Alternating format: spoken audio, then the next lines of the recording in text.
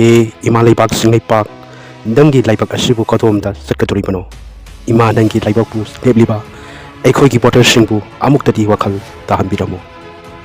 Ngasi Eikoina kapiba, awa anatariba, sarangnariba punamak, bot thadariba, voter atugi, bot kothada mong atugi makapona, orak pangaktani. Maram aduna, democracy saliba, laipak amata, voter singna wakal tana laiba, amadi tahan bahibisi, asuki matik maru oribisi.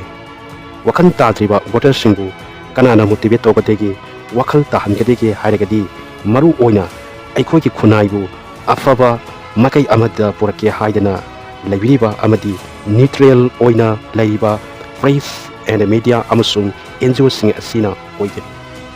Masi karidagi haribano hairagadi, press and media, civil society asi, 4 pillar of democracy manung salambanani. Makoida UN ona, Indian Constitution na freedom of expression ki hak law amadi nalo khara bibirami. Aduga makoidi amadasu misang sanga laitaba neutral oina laiba punamakpu murumapang amo oina loba asugumba characteristic salambanani. Voter singbu wakal tahanbada makoigi asobo role ama karamna logadagi haibadu mathau manau naina panjarake.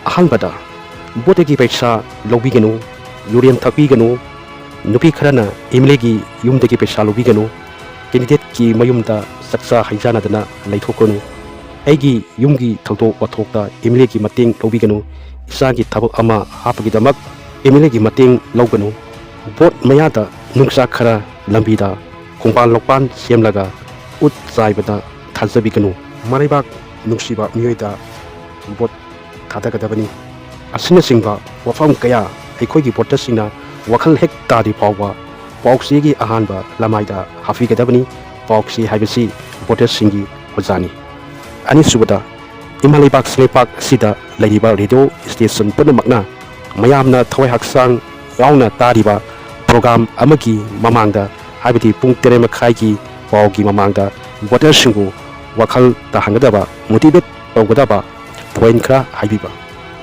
Ahum subada Imalibak iramdamda marang kaina laibiriba NGO civil society organization pumbana voter singna wakal tadiba fawba grassroots level da songthabiraga voter singbu motivate tobiba amati wakal tahanba asini.